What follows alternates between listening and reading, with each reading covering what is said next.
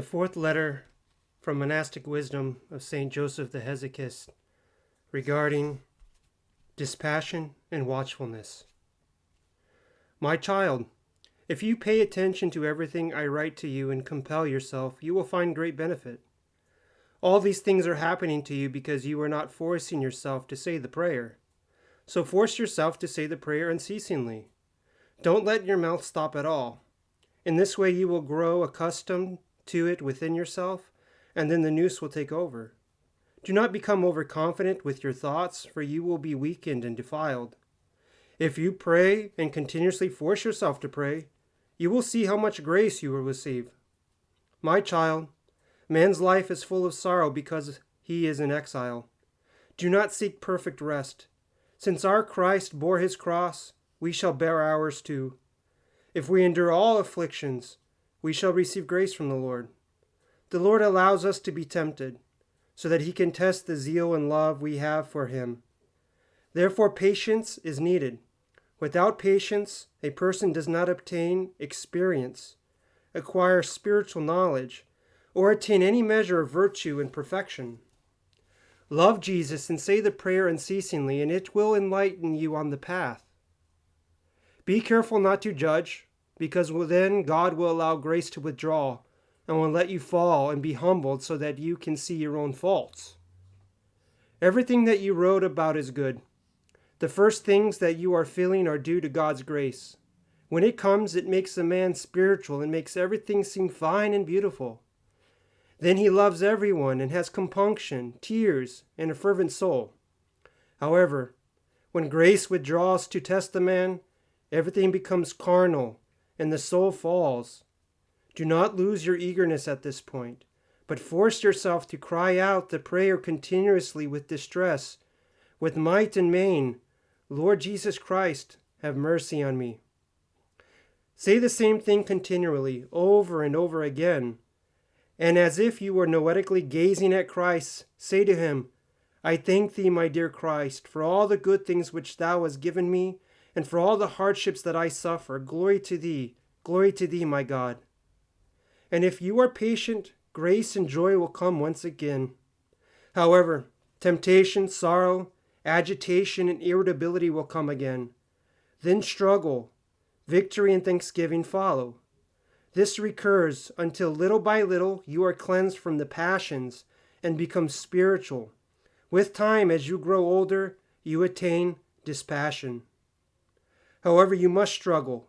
Don't expect good things to come by themselves. One does not make a monk through luxury and comforts. A monk must be insulted, derided, tested. He must fall, then get up so that he can become a true person. He must not be coddled in his mother's arms. Whoever heard of someone becoming a monk by a mother's side?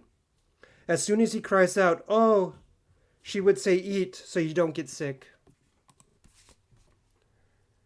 Ascesis, my son, requires deprivation. You cannot obtain virtues through luxury and the easy life. It takes a struggle and much labor. It takes crying out to Christ day and night. It takes patience in all temptations and afflictions. It takes suppressing your anger and desires.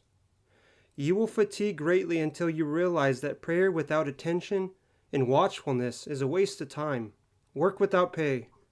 You must set attention as a valiant guard over all your inner and outer senses. Without attention, both the nous and the powers of the soul are diffused in vain, in ordinary things, like useless water running down the streets. No one has ever found prayer without attention and watchfulness. No one is ever counted worthy to ascend to the things above without having despised the things below. Many times you pray and your mind wanders here and there, wherever it pleases, to everything that attracts it out of habit. It takes considerable force and a struggle to break the mind away from there so that it pays attention to the words of the prayer. Many times the enemy craftily creeps into your thoughts, your words, your hearing, your eyes, and you are unaware of it. When you do realize it later, you need to struggle greatly to be cleansed. However, don't give up fighting against the evil spirits. By the grace of God, you will be victorious, and then you will rejoice for all you had suffered. In addition, be careful, and tell the others too, not to compliment one another in each other's presence. For if compliments harm the perfect, how much more harmful will it be to you who still are weak? There once was a saint who had a visitor. 3 times he told the saint that he was doing his handicraft well. After the 3rd time, the saint replied, "Since you came here, you have driven God away from me." Do you see how precise the saints were? For this reason, great caution is necessary in everything.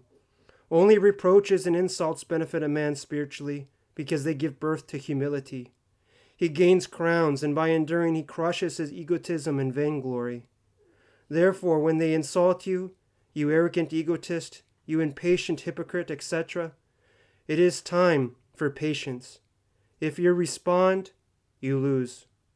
So always have the fear of God, have love for everyone, and be careful not to sadden or hurt anyone in any way, because your brother's grief will serve as an obstacle when you pray.